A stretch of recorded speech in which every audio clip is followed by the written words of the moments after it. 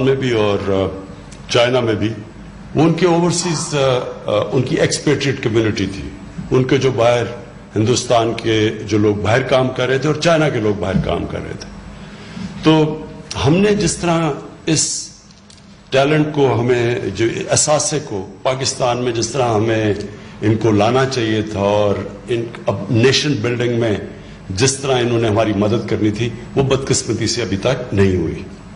تو یہ ایک بہت بڑا پہلا قدم ہے اور بڑا قدم ہے بیکاز یہ جو روشن ڈیجیٹل اکاؤنٹ یہ جو شروع کیا آج آپ نے یہ ایک موقع دیتا ہے پاکستانیوں کو پارٹیسپیٹ کرنے کا پاکستان کی بزنسز میں. ہماری جو بھی بہت بڑا انیشیٹو ہمارا کنسٹرکشن کا ہے جو پاکستان کی تاریخ میں سب سے بڑے 2 پروجیکٹس ہیں اور بھی بڑے ہیں. بادشاہ ڈیم بھی ہے, مومن ڈیم ہے, ہماری ML1 پہلی دفعہ پاکستان کی تاریخ میں ایک نئی ریلوے بنانے لگے ہیں. جو 2 نئے شہر بنا رہے ہیں, ایک بنڈل آئلینڈ سندھ کے اندر اور دوسرا راوی سٹی لاہور میں. یہ بہت میگا پروجیکٹس ہیں. ان سب میں ہمیں اوورسیز پاکستانیز کو ہم نے پارٹیسپیٹ کروانا ہے, انہوں نے شرکت کرنی ہے اس میں. ابھی حفیظ نے آپ کو بتایا کہ پاکستان کے چیلنجز کیا تھے. چیلنجز پاکستان کے سب سے بڑے یہ ہے کہ ہمارے اتنے قرضے چڑھے ہوئے ہیں کہ ہم جتنا بھی پیسہ اکٹھا کرتے ہیں تقریباً آدھا چلا جاتا ہے قرضوں کی قسطوں کے اوپر. تو جو ملک کے لیے پیسہ بچتا ہے وہ کافی نہیں ہے. تو اس کا صرف ایک ہی طریقہ ہے کہ ہم ویلتھ کریشن کریں. ہم اپنی ملک کے اندر اکنامک ایکٹیویٹی اتنی کریں کہ ہمارے پاس پیسہ اتنا آ جائے کہ ہم یہ قرضے واپس کر سکیں. تو اس کے لیے بھی یہ جو ہمارا کنسٹرکشن کا پورا پیکیج ہے اس کا مقصد ہی یہ ہے کہ یہ جو 2 بڑے شہر ہیں اس میں اتنی زیادہ اکنامک ایکٹیویٹی ہو, کیونکہ کنسٹرکشن میں جیسی شروع ہوتی ہے 30 ریلیٹڈ انڈسٹریز ہیں جو کہ ایک دم چلنی شروع ہو جاتی ہیں. تو اس سے جو سارا اکانومی کا پہیہ چلے گا اس سے انشاءاللہ جو ہماری ریونیوز بڑھیں گے, ویلتھ کریٹ ہوگی اور انشاءاللہ اس سے پھر ہم قرضے واپس کرنے کی ابیلٹی رکھیں گے, ہمارے پاس صلاحیت ہوگی. اور دوسرا جو ایشو انہوں نے بات کی وہ یہ کہ اس ملک میں جو ہماری جب گورنمنٹ آئی تو سب سے بڑا ٹریڈ گیپ تھا. امپورٹ اور ایکسپورٹ کے اندر $40 ارب کا گیپ تھا. ہم $20 ارب کی ایکسپورٹ کر رہے تھے اور $60 ارب کی امپورٹ کر رہے تھے تقریباً. تو یہ اتنا بڑا تاریخی جو ٹریڈ گیپ تھا جو اور کرنٹ اکاؤنٹ ڈیفیسٹ بھی تاریخ تھا $20 ارب ریمیٹنس نکال کے بیچ میں سے. تو یہ جو ہمارے پاس ڈالرز کی کمی ہے اس کا ڈائریکٹ امپیکٹ روپے کے اوپر پڑتا ہے. جب ڈالرز کی کمی ہوتی ہے تو روپیہ گرنا شروع ہو جاتا ہے. تو اس کو جب روپیہ گرتا ہے تو چیزیں مہنگی ہونی شروع ہو جاتی ہیں اور پھر انویسٹمنٹ بھی رک جاتی ہے. لوگ جنہوں نے پیسے باہر سے لگانے ہوتے ہیں وہ سوچتے ہیں کہ اگر روپے نے گرنا ہی ہے تو وہ ڈالر میں پیسہ رکھیں.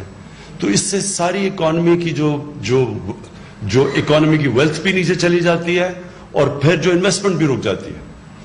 تو اس کے لیے ایک تو یہ ویلتھ کریشن اور دوسرا ڈالرز ہم کیسے بڑھائیں, اس کے لیے اوورسیز پاکستانی کی ہمیں بہت ضرورت ہے. ریمیٹنسز ان کی بڑھ گئی ہیں لیکن ہم ایسی چیز چاہتے ہیں کہ ان کی اب انویسٹمنٹ آئے ہمارے ملک میں. ابھی تک ہم ان کو کوئی وائبل چیزیں نہیں پریزنٹ کر سکے انویسٹ کرنے کے لیے. جو کرتے بھی ہیں انفارچونیٹلی ہمارا سسٹم جیسے ایز آف ڈوئنگ بزنس آسانیاں ہوتی جائیں گی انویسٹرز کے لیے تو انشاءاللہ وہ ادھر بھی آئیں گے. لیکن یہ جو ہمارے 2 میگا پروجیکٹس ہیں اس میں کیونکہ عموماً وہ پراپرٹیز میں انویسٹ کرتے ہیں تو یہ بہترین ان کے لیے اپرچونٹیز انویسٹ کرنے کی ہوں گی. میں ایک چیز اب اوورسیز پاکستانی اس کے اوپر کہہ دوں, ہمارے ملک میں پتہ نہیں یہ کیا مسئلہ ہے لوگوں میں کہ وہ اوورسیز پاکستانیز کو یا ڈیول نیشنل کو ایسے سمجھتے ہیں جیسے وہ کوئی ملک کے غدار ہیں. سسپیشن سے دیکھا جاتا ہے جی وہ ڈیول نیشنل ہے. پہلے یہ ہم سمجھیں کہ یہ کیوں 90 لاکھ تقریباً پاکستانی باہر کیوں گئے, کیونکہ یہ زیادہ تر ہم نوکریاں نہیں دے سکے. دوسری چیز وہ اتنے کئی وہاں پاکستانی کوالیفائی کر بیٹھے, ان کی کوالیفیکیشن اتنی اوپر چلی گئی ہیں کہ ہمارے پاس ان کے لیے سوٹیبل جابز نہیں ہے. جاب ہیں تو ہم پیسے نہیں ان کو دے سکتے جو ان کو ملنے چاہیے. لیکن اوورسیز پاکستانی اس میں اپنے ذہن میں ڈال لیں یہ ہمارا سب سے بڑا ایسٹ ہے، اس سے بڑا کوئی ایسٹ نہیں ہے۔ بہترین مائنڈز باہر ہیں، پروفیشنلز باہر بیٹھے ہیں، انٹرپرینرز باہر بیٹھے ہیں۔ جب بھی ہم ملک میں کنڈیشنز کریٹ کریں گے، یہ ہمارے پاس اتنی بڑی ریسورس پول ہے جو واپس آ سکتا ہے پاکستان میں۔ لیکن ان کو اس طرح ٹریٹ کرنا جی وہ اوورسیز وہ جی ڈیول نیشنل ہے، وہ یہ عہدہ نہیں لے سکتا، اور وہ کوئی منسٹر نہیں بن سکتا، ہر دوسرے دن عدالت میں لوگ چلے جاتے ہیں۔ میں ابھی تک حیران ہوں کہ ان کو یہ نہیں سمجھ آ رہی ہمارے لوگوں کو جو یہ اس طرح کی باتیں کرتے ہیں، کہ اگر میں آپ کو مثال دیتا ہوں، شوکت خانم کینسر ہاسپٹل ایک اسپیشلائز کینسر ہاسپٹل ہے۔ آپ سارے یہ مڈل ایسٹ میں چلے جائیں تو ادھر جب بھی کوئی آپ کو اسپیشلائز ہاسپٹل ملے گا، اس میں زیادہ تر انہوں نے فورنرز کو رکھا ہوا ہے، کیونکہ ان کے پاس لوکل ایکسپرٹیز نہیں ہے۔ ہم نے شوکت خانم بنایا، سارے اوورسیز پاکستانیوں نے واپس آئے، اس لیے ہم بنا سکے، نہیں تو ہمیں باہر سے فورنرز لانے پڑنے تھے۔ آپ دبئی دیکھ لیں، اگر دبئی میں وہ اسی طرح ان کے پاس تو لوگ ہی نہیں باہر، یا ان کی اپنے لوگوں کی ایکسپرٹیز نہیں تھی، تو سارے تقریباً انہوں نے فورنرز کو لا کے دبئی کو بنایا۔ پولیس چیف بھی فورنر ہوتا تھا، ایمریٹس ایئر لائن کا بھی فورنر ہوتا تھا، تو ان کے پاس تو ان کو باہر سے فورنرز لانے پڑے۔ ہمارے پاس تو ایک ریسورس پول بیٹھا ہوا ہے، اس کو ہم جب چاہیں ان میں سے لوگوں کو ٹیپ کر سکتے ہیں، صرف کنڈیشنز کریٹ کرنی ہے تاکہ وہ واپس آ سکے۔ ہمارے لیے ان کے لیے آسانیاں پیدا کرنی ہے۔ اور یہ جو لوگ یہاں بیٹھے بڑے ان کو شک سے دیکھتے ہیں، میں آپ کو یقین دلاتا ہوں کہ جتنے پیٹریوٹک باہر پاکستانی بیٹھے ہوئے ہیں، شاید ہمارے ملک میں نہیں ہیں۔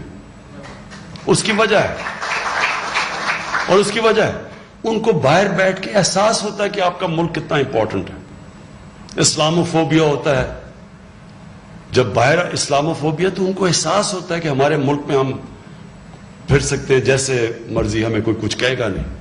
تو کیونکہ میرا تو زیادہ انٹریکشن ہے اوورسیز پاکستانی سے، کرکٹ کھیلتا تھا باہر، تو ادھر ان سے میں انٹریکٹ کرتا تھا، تو میں یہ صرف ایک یہ ہمیشہ مجھے عجیب لگتا ہے ہمارے ملک میں جب ہم ریئلائز نہیں کر رہے کہ کتنا بڑا ٹیلنٹ ہے اور کتنی بڑی ریسورس ہے، ٹیلنٹ بھی ہے، ریسورس بھی ہے۔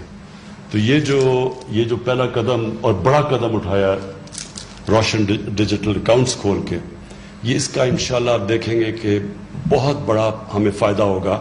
جو دوسرا پرابلم میں نے آپ کو بتایا کہ ہمارے ڈالر زیادہ باہر جاتے ہیں، ملک میں کم آتے ہیں، تو یہ جب تک ہماری ایکسپورٹس نہیں بڑھتی، ایکسپورٹس کو ہم انسینٹیفائز کر رہے ہیں، ایکسپورٹس بڑھنی شروع ہو گئی ہیں، ہمارا جو روپیہ جس لیول پہ ہمارے ایکسپورٹرز میں آرڈرز مل رہے ہیں باہر سے، ہماری ایکسپورٹس ڈسپائٹ یہ کہ کووڈ تھا، ہمارا ہندوستان اور بنگلہ دیش کے مقابلے میں ہماری ایکسپورٹس بڑھی ہیں، ان کی تو بالکل سٹیگنیٹ کی ہوئی ہے، لیکن جس لیول کی ہم ایکسپورٹس چاہتے ہیں تھوڑا ٹائم لگے گا اس کا۔